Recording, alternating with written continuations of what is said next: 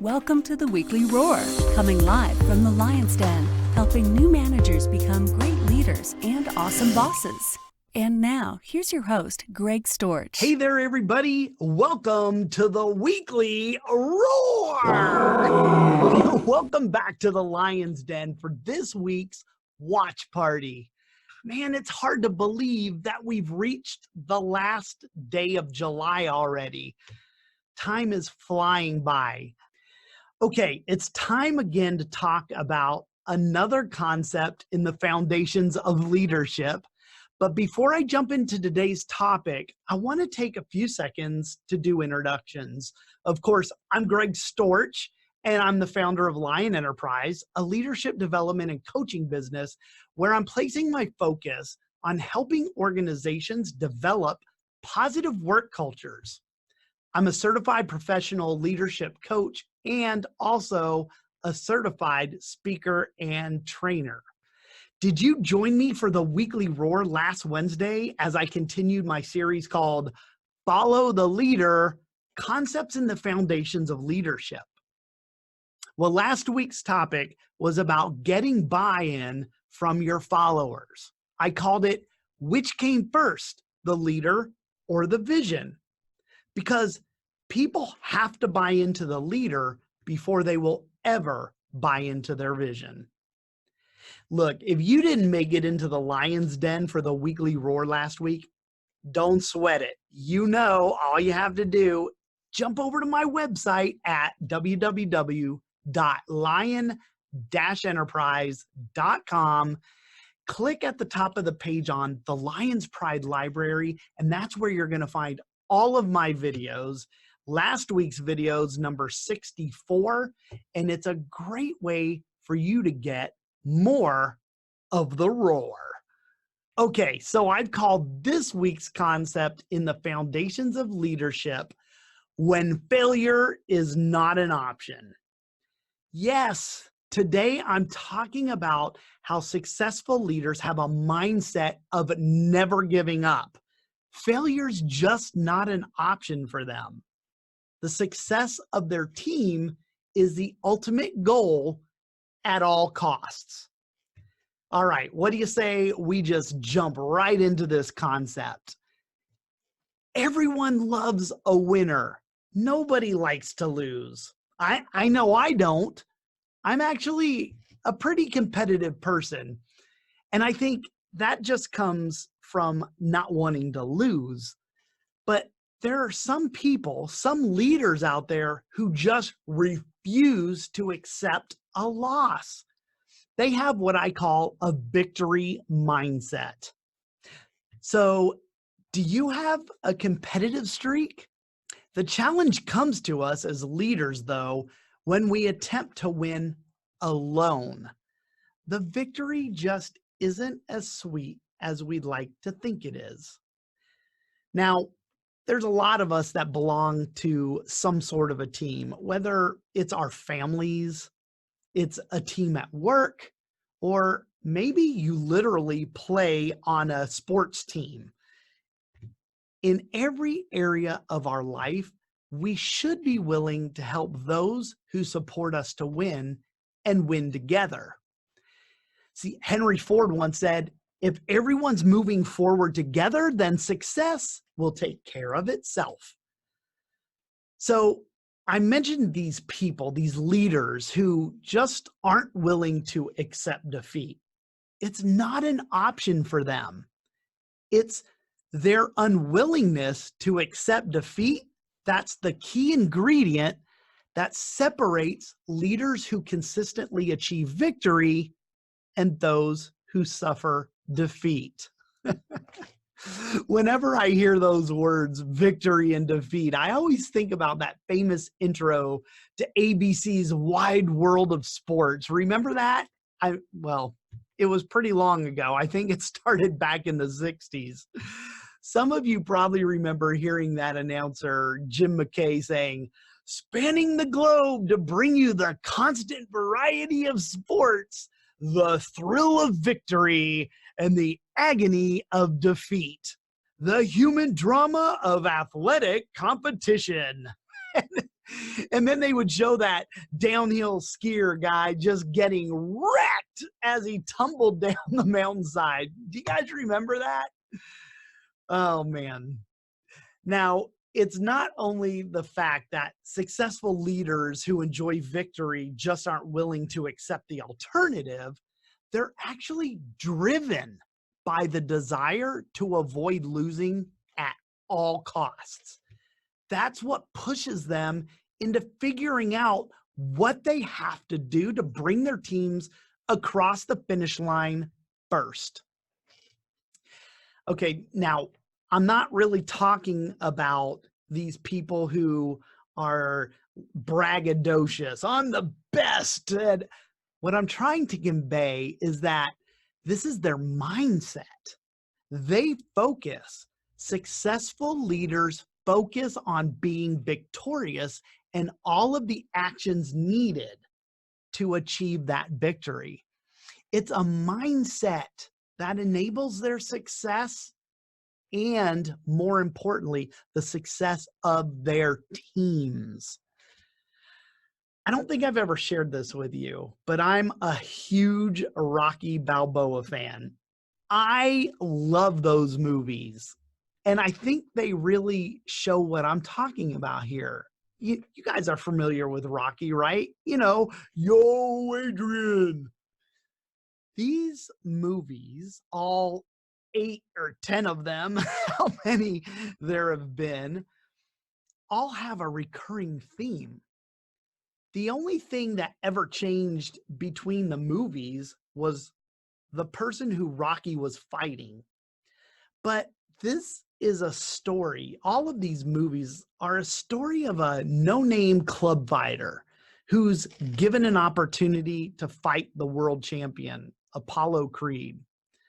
So Rocky surrounds himself with this ragtag set of characters, his team, led by his trainer, Mickey, right? Hey, yo, Mick, who puts him through some pretty unorthodox training methods. I think you might remember the one where he's in a chicken coop chasing chickens around trying to build up his speed. Anyway, movie after movie after movie, Rocky is put into the ring with what would seem to be an undefeatable opponent. Yet somehow, Rocky always comes out victorious. One of the best quotes that has come out from the Rocky series that really shows the mindset that I'm talking about is this one. He's in an alley and he's giving his son a pep talk. And he says something along the lines of, it ain't about how hard you hit. It's about how hard you can get hit and keep moving forward. How much you can take and keep moving forward. That's how winning is done. That's how winning is done. That's the mindset. The entire Rocky series, at the end of the day, it's just about one man's desire never to accept defeat. And because of that, fight after fight, Rocky always emerges victorious. You see this a lot of times in the sports world. It's very common. Think of any championship team in any sport. Find their MVP, and there you're going to find the leader who has a victory mindset. The best leaders rise to the challenges and they do everything in their power to achieve victory for their people, for their teams. They assume the responsibility to win. The leaders assume that responsibility, and they literally believe that losing is unacceptable. They have a mindset that they just never can quit. Victory is inevitable, and they believe in it. One of the most famous victory speeches in history came from Winston Churchill as Germany was preparing to invade England during World War II. Churchill had the victory mindset, and he fostered that his entire life. And you know what? He refused to cower at the threat of a Nazi invasion. At one point, England was standing alone with the threat of this invasion from Germany. And here he stood, refusing to make deals with Hitler. And even while England's being bombed, he kept his eye on the big V, victory. You probably have heard excerpts of his famous radio address where he told the people of England, he said, "What is our aim? In one word, it's victory. Victory at all costs. Victory in spite of all terror. Victory, however long and hard the road may be, because without victory, there's no survival." That's the mindset that I'm talking about, this victory mindset. There's no survival? That's drastic. But that's the mindset. And that's a great example of exactly what I'm talking about here. The thing is, great leaders actually use the stress and pressure of the daily grind as fuel to become their best. They don't back down from challenges. They rise to meet them. And that's what helps them to take their people to victory. Good leaders always find a way for their people to win, to succeed, to be victorious. Whether it's in the business world or sports teams, even in the military, winning is always possible when you add 3 ingredients to the recipe for winning. So there's 3 parts of the victory recipe that you need to be aware of as a leader. The people you're leading, the teams you lead, your family members, they all have to have a unified agenda. You all have to share the same vision. When the team has a collective vision, they win. And the opposite will hold true as well. If the team is divided, if they're working from separate agendas, then they will fail as a result. Ever hear of the saying, "Together we stand, divided we fall"? There you have it. Now, the other ingredient in this victory recipe is having breadth of experience across your teams. We talked about this several weeks ago when I was speaking to you about the importance for leaders to surround themselves with people who can augment their weaknesses.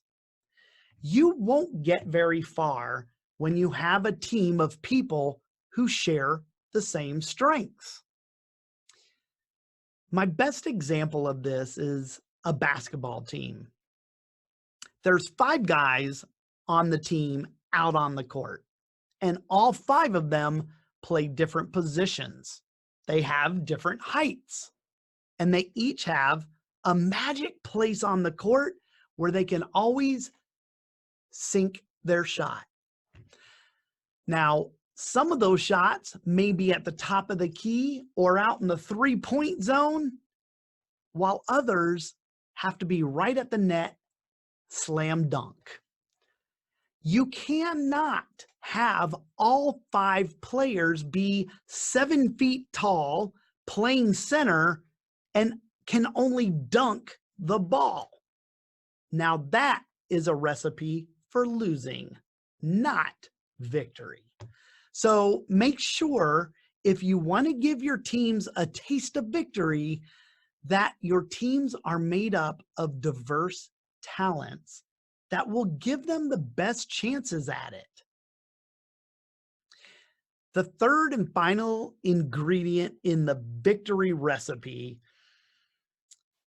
and this is really a necessary ingredient, And that's having a leader. It's being the leader who has the victory mindset.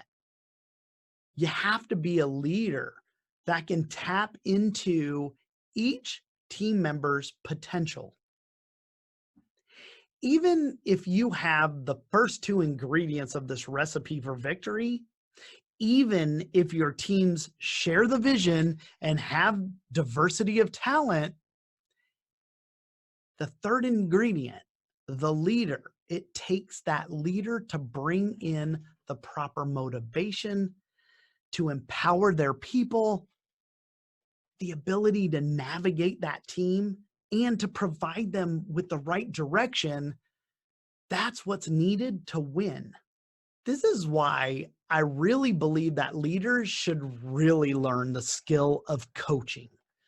This is where coaching will really come into play. Coaching helps leaders bring out the best in their team members, just like a sports coach does with their teams. Back in 1999, 1999. I was fortunate enough to serve under a leader just like I'm describing now. He had a victory mindset. I was assigned to the Marines as a medical planner, and we were on a 6-month deployment to the Middle East. I'll never forget this guy. His name was Colonel Chuck Hudson. And I remember seeing this guy just like I saw him yesterday, even though it's almost been 20 years ago to the month. Colonel Hudson was this red-faced Marine of Irish descent. He had spent close to 30 years serving in the Corps. His hair was more gray than it was brown anymore. And he always had this serious look on his face. I don't know, I think all Marines do, but it's that look you get when you have something on your mind, when you're thinking about something. Well, our unit was conducting joint operations in the desert of Saudi Arabia with the Royal Saudi Marines in August. The temperatures in the desert were reaching over 130 degrees during the day, and we were out there for 2 weeks. Now, we had spent several months practicing these operations during our workups prior to us leaving for this deployment. And now it was finally time for us to execute on our training. I guess really you could call this game day. So the night before the operations were going to kick off, Colonel Hudson called a formation for the entire battalion. The battalion's quite large, several teams. And I remember him jumping up on top of a stack of gear so he could look out over the entire group. Now, I don't remember everything that Colonel Hudson said to us that night, but I do remember one thing he said verbatim.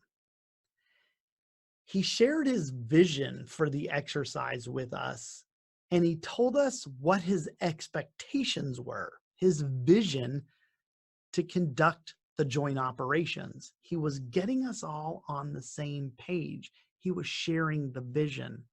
All of the teams in the battalion were sharing that vision. And oh, by the way, speaking of the recipe, each one of those teams had a special mission. They weren't made up of the same exact people. They all had their specialty, their strengths, diversity. Now, what Colonel Hudson said next was what told me that he had a victory mindset. Colonel Hudson's voice was extremely distinctive. If you ever heard this guy talk, you would know it was him. His voice was strained. was like he had spent his entire life yelling at Marines. His vocal cords were definitely strained. This is what he sounded like. Marines, fall in! Imagine this guy jumped up on this gear overlooking the battalion. He's giving this his speech. And as he's wrapping up, he says, hope is not a method. Failure is not an option. Failure is not an option. Those are the words of a leader who doesn't entertain the thought of failure. A leader who positions his teams and leads the way to ensure victory. This guy didn't have a plan B because in his mind, he truly believed that anything less than success was unacceptable. By not having a backup plan, he had no other choice but to keep on fighting until victory was his. And that's why leaders with a victory mindset continue to win. So what I want you to think about here is your role as a leader in the success of the teams you lead, or the groups, or your family, whatever it is. Have you taken responsibility as the leader for the success of your team, your military unit, your family? Your commitment to being victorious has to be higher than anyone else's commitment to it on that team. What are you doing to ensure you have the right people on your team? Or, as I used to say, ensuring not only that you have the right people on the bus, but that they're sitting in the right seats on the right bus as well. What skills and talents does your team need to have in order to win, in order to be successful? Once you identify what's needed, then ask yourself if those skills and talents are represented on the team or in the group. If not, do not be afraid as the leader to replace people and get the right team members in place. Get the right players on the team. This is exactly what talent scouts do. They go out and they find the best talent they can to place on the team in order to give that team the best chance of victory. So as a leader, be a talent scout. These are the things that are going to make a difference between experiencing the thrill of victory or the agony of defeat. Are you going to be dedicated to the fight at all costs? Or as times get tough, are you going to throw in the towel? Are you going to quit and say, this isn't for me? I can't do this. Your answer to this question is going to determine whether you succeed or fail as a leader and whether or not your team wins or loses. Okay, you guys, there's yet another concept in the foundations of leadership. Please leave your comments and your thoughts down below and let me know what you think. Thanks so much for tuning in again this week for another weekly roar. I appreciate your support. And remember, if you like this content, please share out the link to the weekly roar videos that I'm going to post here after the watch party's over. Now, don't share out the actual watch party link because once the watch party ends, people can't view it. I'm going to be back here again next week, same place, same time to speak about another concept in the foundations of leadership. Next week, I want to talk about the importance for leaders to capitalize on back-to-back wins, how to ride that wave of success and use it to your advantage. Sometimes this can be all a leader has going for them, and it can sometimes make all the difference between winning and losing. Okay, everybody, until we meet again next week, remember, be powerful, but stay poised just like a lion. Bye, everybody. Thanks for watching the Weekly Roar live event at lionenterprise.com. If you enjoyed this video, please tell others to join us each week here in the Lion's Den. Thanks again, and see you next week.